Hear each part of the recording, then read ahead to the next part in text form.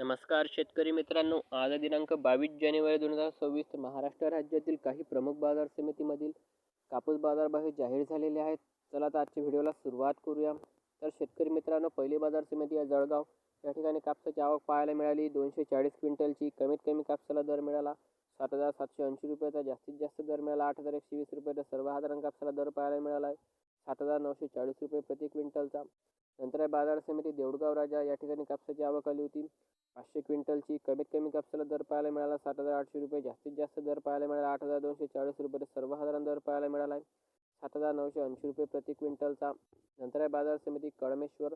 आवक पाहायला मिळाली 100 क्विंटलची. कमीत कमी दर मिळाला 7,870 रुपये, जास्तीत जास्त दर मिळाला 8,120 रुपये. तर सर्वसाधारण दर मिळाला 7,900 रुपये प्रति क्विंटल. नंतर आहे बाजार समिती दर्यापूर. आवक आली होती 50 क्विंटलची. कमीत कमी दर मिळाला 7,800 रुपये, जास्तीत जास्त दर मिळाला 8,050 रुपये. तर सर्वसाधारण दर मिळाला आहे 7,980 रुपये प्रति क्विंटल. नंतर आहे बाजार समिती अहमदपूर. आवक आली होती 250 क्विंटलची. कमीत कमी दर मिळाला आहे 7,780 रुपये, जास्तीत जास्त दर मिळाला 8,180 रुपये. तर सर्वसाधारण दर मिळाला आहे 7,980 रुपये प्रति क्विंटलचा. नंतर आहे बाजार समिती बुलढाणा. या ठिकाणी कापसाची आवक पाहायला मिळाली 240 क्विंटलची. कमीत कमी दर मिळाला 7,800 रुपये, जास्तीत जास्त दर मिळाला 8,100 रुपये. सर्वसाधारण दर पाहायला मिळाला आहे 7,980 रुपये प्रति क्विंटलचा. नंतर आहे बाजार समिती हिंगणा.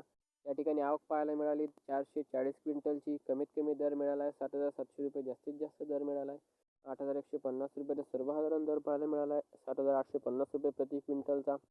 तर हे होते दिनांक 21 जानेवारी 2026 रोजीचे महाराष्ट्र राज्यातील काही प्रमुख बाजार समितीमधील कापूस बाजारभाव.